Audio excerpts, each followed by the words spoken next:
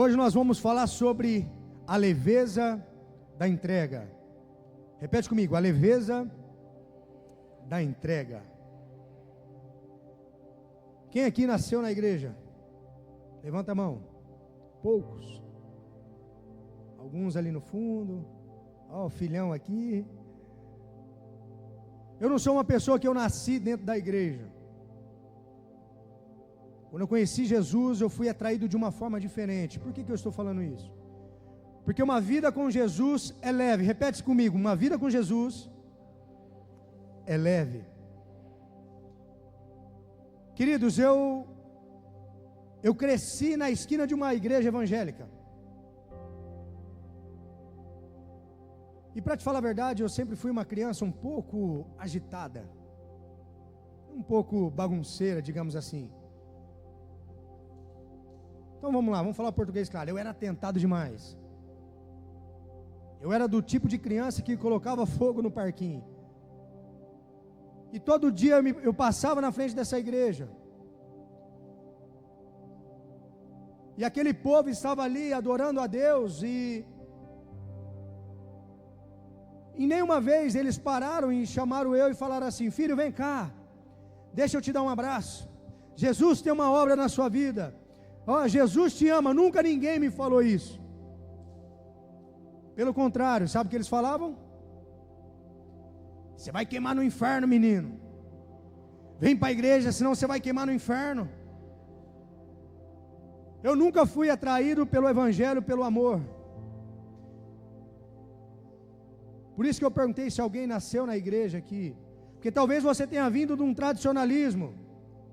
E se tem algo que vai te minar e vai te matar aos poucos e te afastar de Deus, é a religiosidade. Repete comigo, religiosidade. É um espírito maligno que assola a vida de muitos cristãos. Pastor, o que é religiosidade?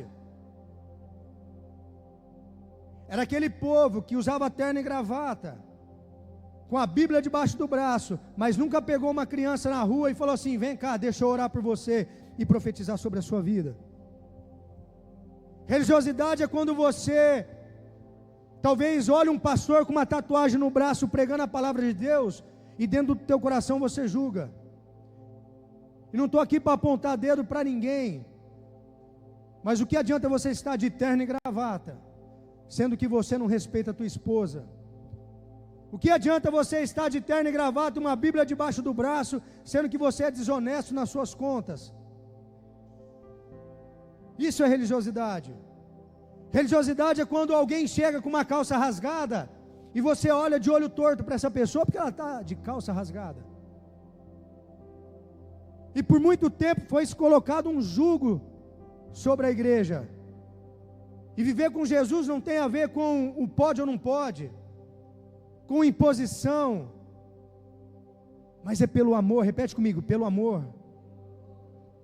Leia o texto comigo, abre a sua Bíblia em Mateus 11, 28. Diz assim, Jesus dizendo: venham a mim todos os que estão cansados e sobrecarregados, e eu os darei descanso a vocês. Tomem sobre vocês o meu jugo, aprendam de mim, pois sou manso e humilde de coração, e vocês encontrarão descanso para as suas almas, pois o meu jugo é suave e o meu fardo é leve. Aqui nessa passagem Jesus está se dirigindo a um povo que estava vivendo sobre um jugo dos fariseus, pela sua busca por Deus. Os fariseus falavam a respeito de Deus, eles pregavam a respeito de Deus, e quando o próprio Deus, o verbo encarnado, vem sobre a terra, eles não reconhecem Jesus como Filho de Deus. Mas por que eles não reconhecem? Porque a atitude dos fariseus só revelou a falta de Deus que existia dentro deles. Eles falavam sobre Deus, mas não tinha Deus dentro do coração deles. E essa noite é uma noite de virar uma chave na sua vida. Se você chegou aqui vivendo um tradicionalismo, uma religiosidade, vai ser quebrado hoje nesse altar, porque Deus tem algo para fazer na sua vida e através da sua vida. Se não fosse um evangelho que me amou, eu não estaria nesse altar, e minha família não estaria servindo a Jesus hoje. não é por imposição. Jesus te recebe do jeito que você está, mas Ele te ama tanto que não permite você continuar da mesma forma. Ele vai trabalhando de dentro para fora, porque não é pela força do teu braço que você vai convencer alguém do pecado, mas é o Espírito Santo que te constrange. Você nunca vai ouvir, principalmente de mim, nesse púlpito, apontando o dedo para o seu pecado. Mas eu vou te dizer, Jesus te ama tanto, que Ele entregou a sua vida naquela cruz, para pagar todos os seus pecados. Existe uma vida extraordinária para você. Nós temos que quebrar essa religiosidade dentro de nós, porque ela afasta nós de Deus. Diga amém. É uma noite poderosa hoje. Esse assunto é muito espiritual. É muito espiritual. Eu não sei como você foi atraído pelo Evangelho. Eu fui pelo amor. Vocês estão olhando para uma pessoa que, digamos que foi a pior pessoa que vocês possam imaginar. Mas um povo olhou para mim, me abraçou, investiu na minha vida. E hoje eu estou aqui. Eu e a minha casa servimos ao Senhor. Será que você pode declarar isso? Eu e minha casa serviremos ao Senhor. Mateus 15, do 3 ao 9 diz assim: respondeu Jesus: e por que vocês transgridem o mandamento de Deus por causa da tradição de vocês? Pois Deus disse: honra o teu pai e tua mãe, e quem amaldiçoar o teu pai ou a tua mãe terá que ser executado. Mas vocês afirmam que se alguém disser ao pai ou à mãe: qualquer ajuda que eu poderia te dar, já dediquei a Deus como oferta, não está mais obrigado a sustentar o teu pai. Assim, por causa da sua tradição, vocês anularam a palavra de Deus. E Jesus diz assim: hipócritas. Primeiro mandamento com promessa: honrar pai e mãe.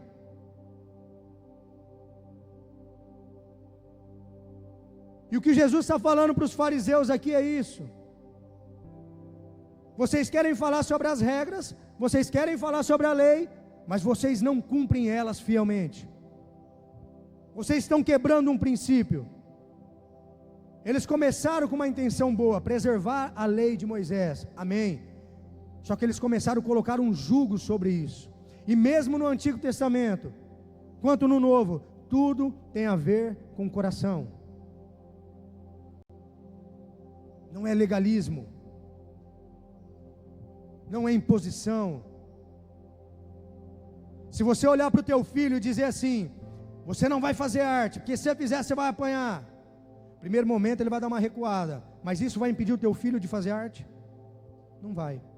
Eu cresci num lar onde meu pai, militar da rota, ele dizia assim para mim: se você usar droga, eu te ponho para fora de casa, e se eu pegar, eu te dou um tiro no joelho que você nunca mais vai esquecer. Aí eu pergunto para você, igreja: isso impediu de eu usar droga? Diz assim: não, porque não é por imposição. Se você pecar, você vai para o inferno. A grande verdade é que as pessoas estão vindo para a igreja com mais medo de ir para o inferno do que de ter um relacionamento com Jesus. Esse é o grande desafio. Eu vou para a igreja porque se eu não for para a igreja eu vou para o inferno. Não, irmão, você tem que vir para a igreja adorar Jesus, aquele que te resgatou, te salvou e vai te levar para o céu. Eu vou orar de manhã na hora que eu acordo, eu vou orar na hora do almoço e vou orar antes de dormir, porque se eu não orar eu posso ir para o inferno. Isso é religiosidade, tem que ser quebrado. Orar é falar com Deus, e você tem que falar com Deus o dia inteiro, não é apenas em momentos específicos. E aqui eu quero trazer alguns sintomas do tradicionalismo, que talvez você se encaixa num deles. Mas antes disso, está vendo essa mochila aqui? Eu vou pregar com essa mochila hoje. Nós vamos fazer uma analogia aqui, e vocês vão entender. Me deram uma mochila bonitinha. Tinha me arrumado uma mochila desse tamanho, assim, maior do que eu. Aí veio um abençoado e me deu essa mochila menor. Glória a Deus, porque estava ficando difícil. E no decorrer da mensagem, nós vamos colocar alguns itens na mochila que representa a sua vida com Deus. Porque se você não fizer da forma certa, ela vai se tornar um peso. Foi isso que Jesus falou: vinde a mim todos os cansados e sobrecarregados, e eu vos o aliviarei. Pois meu jugo é suave e o meu fardo é leve. Lembra que o povo estava vivendo sobre uma pressão, e viver com Jesus é leve. Talvez você chegou aqui vivendo uma pressão com Jesus, mas isso vai mudar, diga amém. Sintoma do tradicionalismo: quando fazemos algo no automático. Acabei de dizer, eu vou para a igreja cumprir tabela, vou cultuar mais um dia, mais um domingo. Irmão, isso é entrar no automático, você já não tem mais expectativas naquilo que Deus vai fazer na sua vida. Se você não tem expectativa para o que Deus vai fazer, você está chamando Deus de limitado. E a palavra de Deus diz que Ele é uma fonte inesgotável. Todo dia tem algo da parte de Deus para a sua vida, mas precisa gerar em teu coração fome e sede. Como você quer viver algo novo da parte de Deus? Talvez eu estou falando com pessoas aqui que já estão com uma idade mais avançada e está dizendo assim: mas pastor, eu já estou, o que eu vou fazer? Então eu vou pegar a história de Abraão e vou rasgar, porque a história dele começou na idade avançada. Então não, Deus tem algo para fazer na sua vida e através da sua vida. Eu já estou na igreja há 30 anos. Faça algo novo para que algo novo aconteça sobre a sua vida. Esse é o poder do Evangelho. Por isso que eu amo Jesus. Jesus é maravilhoso. Saia do automático. Cansaço no ministério. Aqui eu me dirijo a quem serve o ministério. Aí chega falando assim: pastor, pensa, eu estou cansado, está demais, está pesado. Aí você começa a colocar o primeiro. Esse celular aqui vai representar o seu ministério. Aí você coloca o seu ministério como um peso. Poxa, pastor, está pesado, hein? Eu acho que eu vou sair do ministério. Está pesado demais para mim. Eu já sirvo há tantos anos, pastor.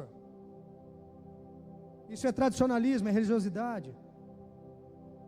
O primeiro ministério que eu servi chama-se Conexão, quando eu cheguei à igreja.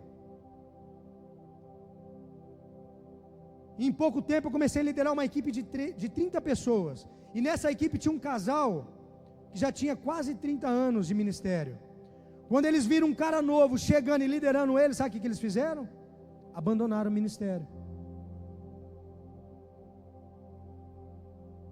Estava vivendo uma religiosidade. Talvez na cabeça deles pensou assim: o cara chegou agora e já vai liderar eu, que tem 30 anos de igreja. Isso é um sintoma do tradicionalismo, da religiosidade. Outro sintoma que eu acabei de falar, a lista de regras. O Evangelho não é sobre o que pode ou não pode, mas é sobre o amor, a graça de Jesus sobre a sua vida. Você não para de beber porque a Bíblia está falando que você não pode beber, porque a Bíblia não fala que você não pode beber, mas se embriagar é pecado. Eu não bebo não é porque eu me tornei um cristão, porque eu sou pastor, não. Eu não bebo porque eu entendi o amor de Jesus por mim, e Ele não quer isso para a minha vida.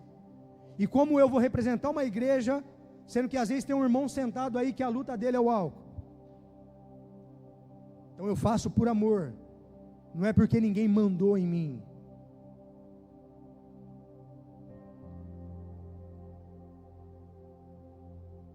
Outro sintoma: obrigatoriedade no servir. Não tem como você entregar sua vida para Jesus e não servir a igreja de Jesus. Não tem como você viver uma vida com Deus e não servir a igreja. Lá em Araçatuba nós temos uma cultura de servir, de servos. Pensa, muitos pastores do Brasil inteiro, quando nos visita lá, diz assim: como que vocês conseguem? Tantos voluntários. Eu estou com um casal aqui, amigos nossos que vieram nos visitar, aplauda Jesus pela vida deles, lá de Araçatuba, tem família aqui, e eles podem testificar isso. O voluntariado é gigantesco. Quem já foi em Araçatuba aqui? Na igreja mãe, aquele campo gigante. Quando você entra com o carro, tem um juiz com um coletinho lá acionando onde você vai parar o teu carro. tem advogado, tem desembargador, tem médico, porque eles entenderam que servir a Jesus não tem a ver com você servir a placa da igreja ou pastor, mas você entende que o amor dele para a sua vida foi tão grande que não tem como você ficar parado. Eu vou servir a Deus. Nós temos 2 cultos nos domingos aqui. Venha servir um e venha cultuar o outro. Você não está servindo pessoas, você não está servindo a igreja, a placa da igreja, o pastor, você está servindo ao Senhor. E automaticamente, quando você serve ao Senhor, você serve as pessoas. Aí, outros sintomas, você acha que servir é só para os líderes. Ah não, pastor, é só a galerinha mais... Não, servir é para todos. Pensa numa galera jovem que serve na nossa igreja lá. É lindo de ver. Lá nós temos 5 cultos. 8 da manhã, 10 da manhã, às 4 da tarde, às 18 e às 20. Tem famílias que chegam para servir, a coisa mais linda, isso toca o meu coração. Eles chegam lá 5:30 da manhã. Desce a família do carro, o pai, a mãe e os filhos. Bota o coletinho para servir. Uau! Como que você quer que o seu filho seja apaixonado por Jesus? Que ele sirva a igreja de Jesus, que ele não vê a paixão em você em servir? Porque eu e você somos a expressão exata de quem Jesus é na vida dos nossos filhos. Se eles não verem em nós, não vai ver em mais ninguém. Mas você entende isso quando você entende o amor dele.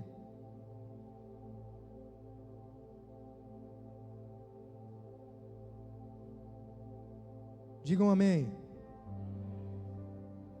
E para você entender que uma vida com Jesus é leve, em primeiro lugar, Deus nunca coloca um peso sobre nós. Isaías 43, 23 ao 24 diz assim: não foi para mim que você trouxe ovelhas para holocaustos, nem foi para mim que você honrou com os seus sacrifícios. Não sobrecarreguei com ofertas de cereal, nem o deixei exausto com exigências de incenso. Você não comprou nenhuma cana aromática, nem me saciou com a gordura dos seus sacrifícios, mas você me sobrecarregou com o seu pecado e me deixou exausto com suas ofensas. Aqui o povo de Deus está oferecendo sacrifício, porque no Antigo Testamento tinha essa visão, essa didática de oferecer sacrifício pelos pecados, enfim. Eles estavam fazendo isso. Mas aqui o Senhor fala assim: mas o seu coração está longe, eu não recebo a sua oferta. É a mesma coisa quando você vem nesse altar ofertar ao Senhor, sendo que você está brigado com o irmão do seu lado. E a palavra fala que se você tiver brigado com o seu irmão, nem leva a sua oferta no altar, que Deus não recebe. Vai lá, pede perdão para ele primeiro, depois você vem ofertar na casa de Deus. É a mesma coisa de você estar vindo aqui, levantando as mãos para o céu, cultuando ao Senhor, e no estacionamento mesmo você desrespeita a tua esposa, você briga com os teus filhos. Que entrega é essa que nós estamos vivendo? É o que Jesus está falando aqui. Não faz sentido. Eu não estou colocando um peso sobre você. E muitas vezes a gente faz isso. A Bíblia representa a palavra. Espero que a igreja leia a Bíblia, amém? Aí você faz a forma errada e ler a Bíblia para você é um peso. Quantos aqui vai ler a Bíblia e boceja? Será que é só eu? Irmão, você pode estar assistindo Netflix, você abre a Bíblia para ler a Bíblia, você começa a dar sono. Sabe por quê? Porque Satanás, ele acredita em você. Ele sabe o poder que a palavra tem na sua vida, então ele vai fazer de tudo para te afastar da palavra. E quando você acha isso de uma forma equivocada, você tem a palavra como um peso, e ela já começou a pesar aqui nas minhas costas.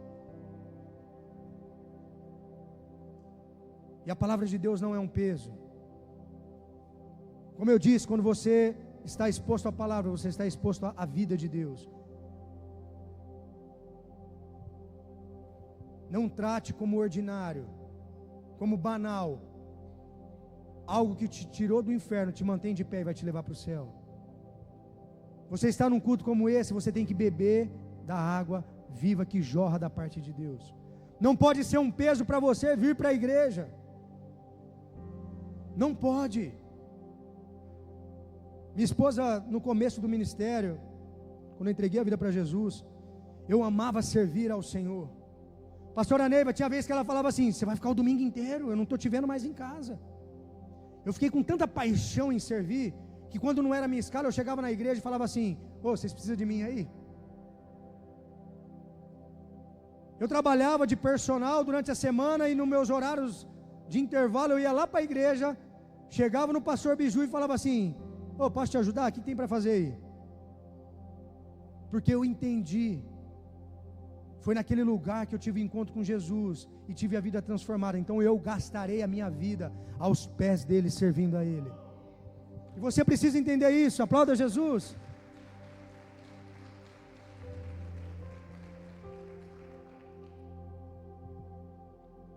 Deus não coloca um jugo sobre você. Coloca a pirâmide, filho.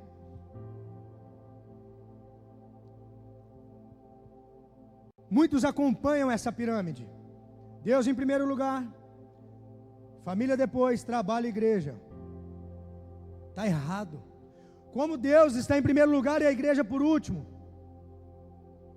Como você ama a Deus em primeiro lugar no teu coração e a igreja fica por último. Como você ama a Deus em primeiro lugar, mas não quer servir a Deus na obra dele. A igreja é o corpo de Cristo. Não tem como. Essa é uma visão equivocada. Coloca outra imagem, filho. Essa é a imagem. Buscai, pois, o primeiro reino de Deus e a sua justiça, e todas as outras coisas lhe serão acrescentadas, diz o Senhor. Jesus é o centro, e quando Jesus é o centro no teu coração, todas as outras coisas, elas fluem de uma forma leve. A família não fica pesada, a saúde não fica pesada, nada fica pesado, porque Jesus é o centro no teu coração. O fardo só se torna pesado quando Jesus não é o centro do teu coração. Porque se ele está dizendo que o fardo dele é leve, não faz sentido você viver uma vida com Jesus carregando um fardo. Não faz sentido.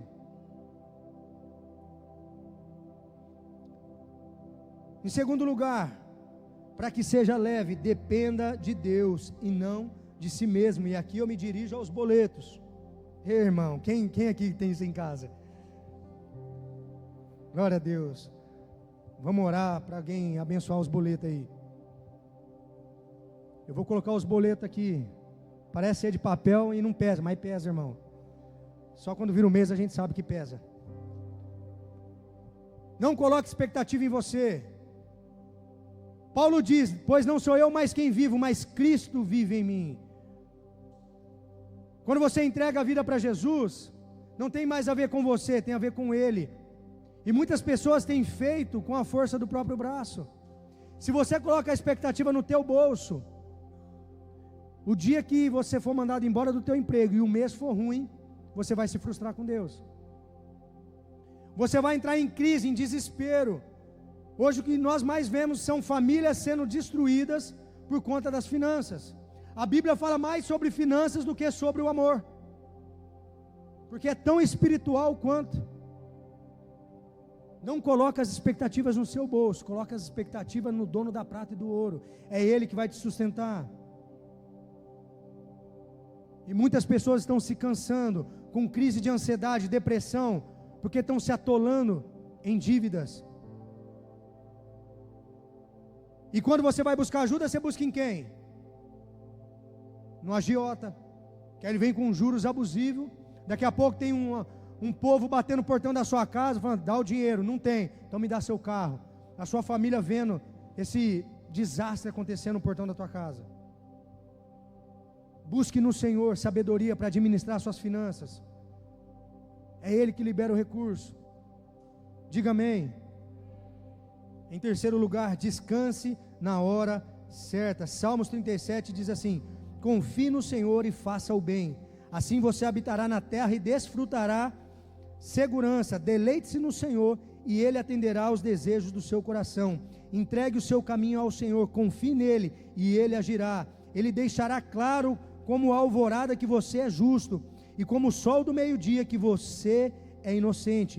Descanse no Senhor e guarde, porque Ele, com paciência, não se aborreça com o sucesso dos outros, nem com aqueles que maquinam o mal. Existe um momento em nossas vidas que nós precisamos de descanso.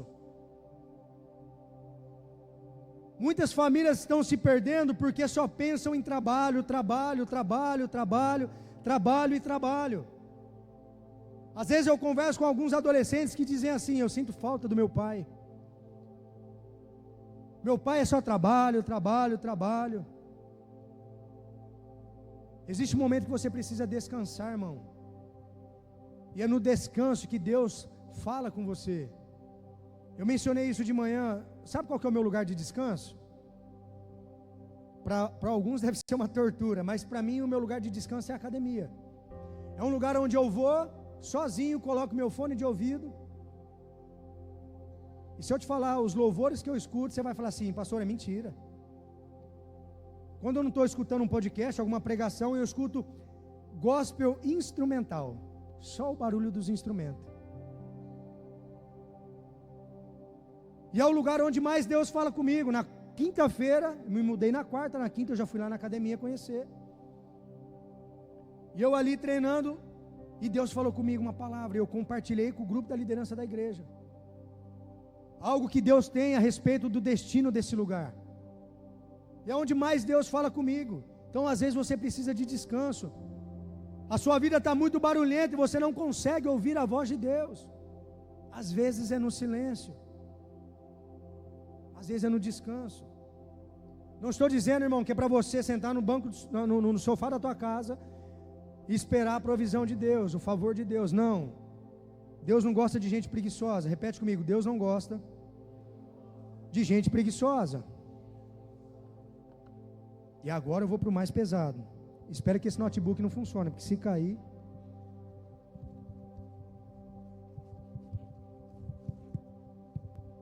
O notebook representa o seu trabalho. Quando Jesus não é o centro, o seu trabalho se torna um fardo. Está começando a ficar mais pesado. Ele se torna um fardo para você. Pastor, eu estou cansado, mas eu tenho que trabalhar. Então vamos lá. 2 Coríntios 12, 9 diz assim: mas ele me disse: minha graça é suficiente a você, pois o meu poder se aperfeiçoa na fraqueza. É no lugar onde você está mais cansado, onde Deus vai atuar em você. Como eu disse, Deus não está pedindo para você sentar no banco, no sofá da tua casa e esperar a provisão chegar, não. É no trabalho que Deus traz a provisão, o descanso, sobre a sua mente, sobre o seu corpo. E você precisa entender isso, discernir o momento onde você precisa descansar e o momento onde você tem que trabalhar. Eu disse à minha esposa assim: amor, chegando em Penápolis, nós vamos trabalhar, e trabalhar muito, porque eu vou ver com os meus olhos essa cidade se rendendo aos pés de Cristo. Ei, você não entendeu? Eu vou ver essa cidade se rendendo aos pés de Cristo. Nós vamos ver pessoas se adentrando por essa porta, sendo curadas, sendo libertas, sendo restauradas, sem precisar ouvir a palavra. É o que eu tenho clamado a Deus, para que nesse lugar seja um ponto de avivamento. Talvez você esteja sentado com uma mente limitada. Ei, por favor, abra sua mente. O que eu penso a respeito desse lugar, dessa cidade, não é para impactar só os 4 cantos dessa cidade, é para impactar as nações. Ei, pastor, você está viajando? Não, você que não está crendo no Deus que nós servimos. Quando você olha para a história dos avivamentos, sempre foi em cidades distantes, pequenas.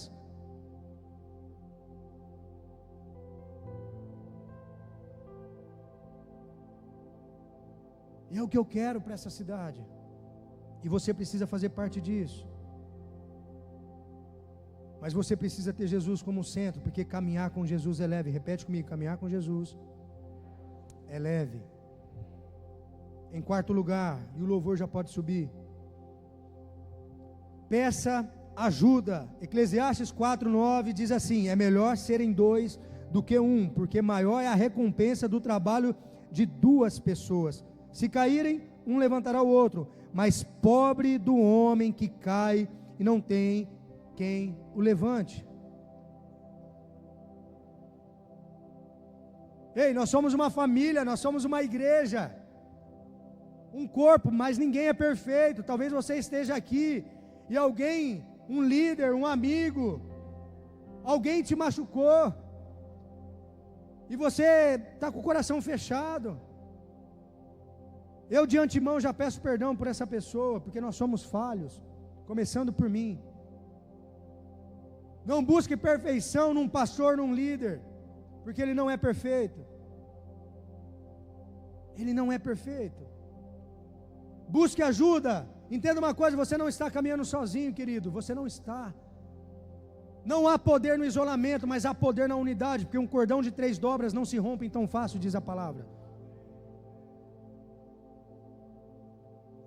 Nós temos que caminhar juntos, em unidade. Quando um cair, o outro levanta.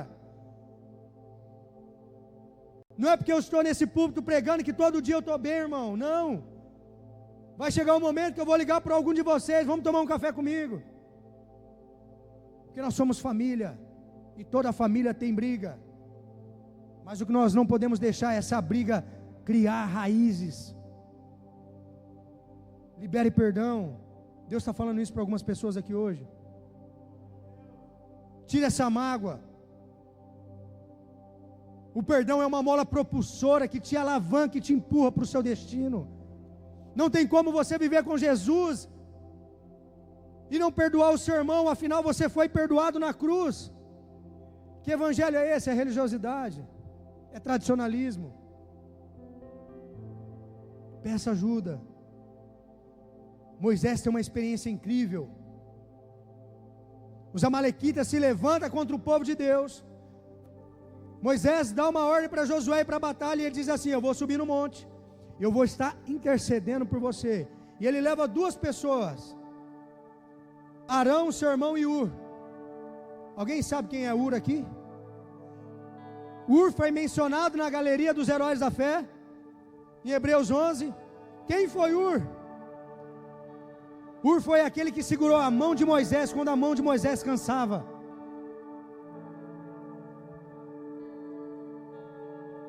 Porque se tivesse só Moisés e Arão, não ia dar certo, porque até Arão ia cansar. Então eles colocam uma pedra, pede para Moisés sentar, e a palavra fala que enquanto Moisés está com o braço erguido, o povo de Deus ganha. Quando Moisés baixava o braço, os amalequitas prevaleciam. Você está enfrentando batalha sozinho, irmão. Tem gente querendo te ajudar.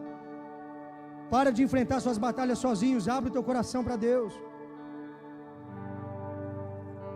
Aí o que você faz? Caminhando sozinho, você começa colocando coisas. Estou sozinho, vou esparecer minha cabeça. Eu vou pescar, tem até um molinete aqui. Só que quando você não procura ajuda, essa ferida ela vai aumentando, vai agravando. Quando você vê, não tem mais jeito. Você está num buraco.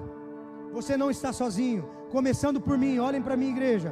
Eu, Victor e minha família, me comprometo com vocês em caminhar junto com cada um das suas famílias, com os seus filhos, com a sua descendência.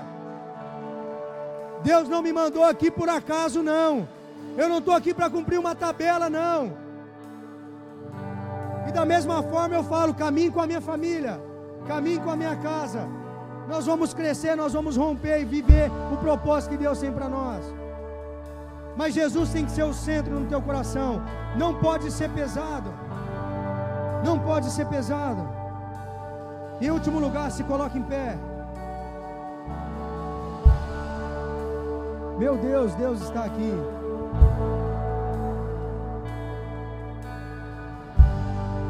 Não deixe a chama apagar.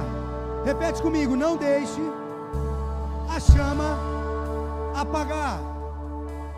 Chama, quando a gente fala chama, fala sobre fogo. Quando a gente fala sobre fogo, se remete ao Espírito Santo.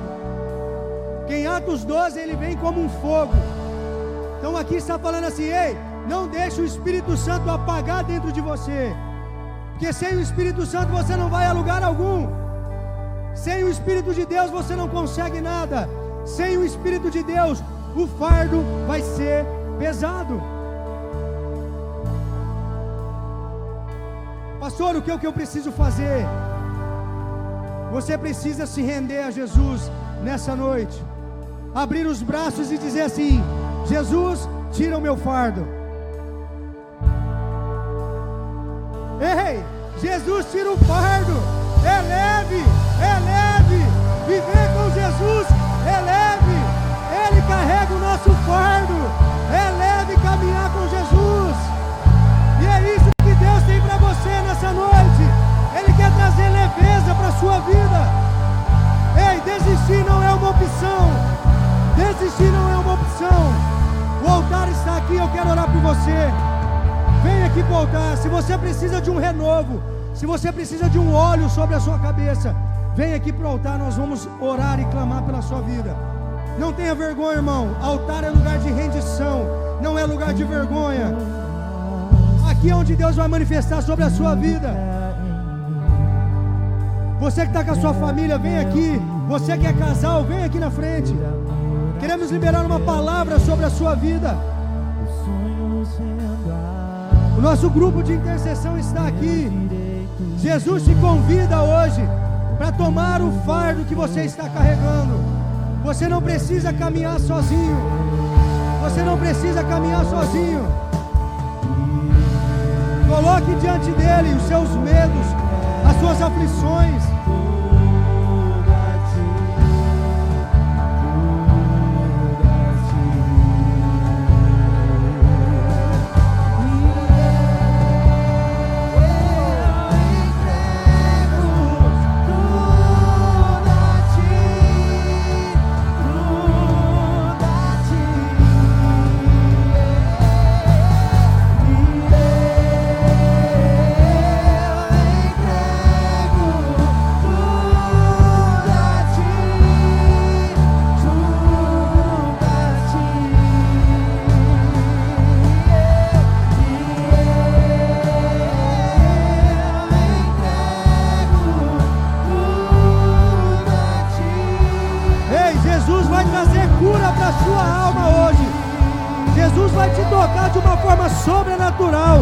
Existe cura para você.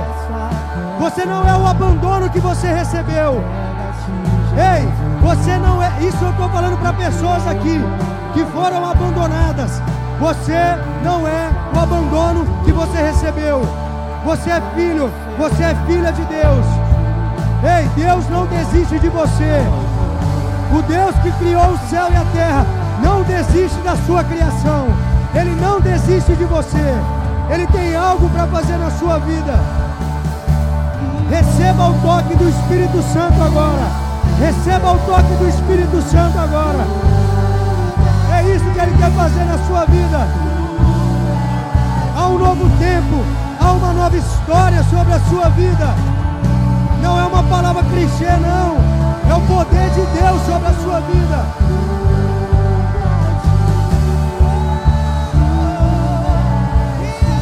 Vem, Espírito de Deus, vem sobre esse lugar, nos transporta com a tua presença, Senhor. Ei!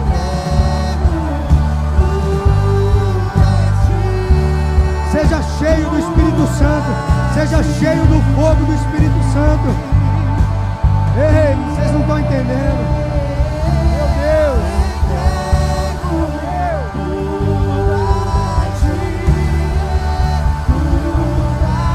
Ei, quebra esse orgulho, homem. Tem homens aqui orgulhosos. Ei, quebra o seu orgulho. Entrega o controle da sua vida para Deus. Pare de querer caminhar sozinho. Pare de querer caminhar sozinho.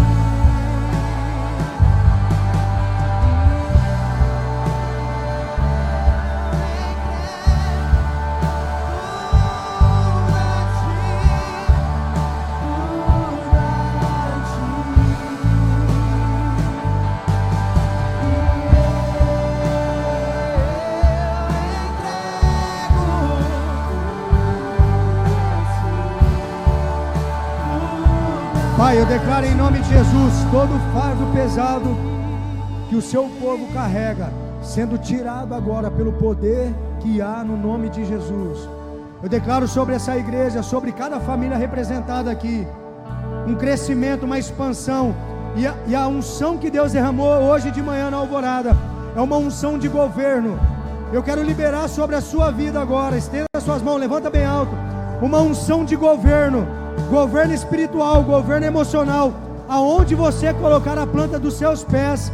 Ei, você não é termômetro, você é termostato, você vai determinar o ambiente onde você está, e é uma unção de governo sobre a sua vida, governo sobre o seu casamento, governo sobre a criação dos teus filhos, governo, é uma unção de governo liberada sobre a igreja Amor e Cuidado de Penápolis. Então receba essa unção em nome de Jesus, em nome de Jesus. Nós declaramos agora, Pai, essa unção sendo transbordada no coração da tua igreja, é o que nós oramos com fé, no nome de Jesus, e a igreja diz, amém, amém, aleluia. Aplauda Jesus bem forte aí. Glória a Deus.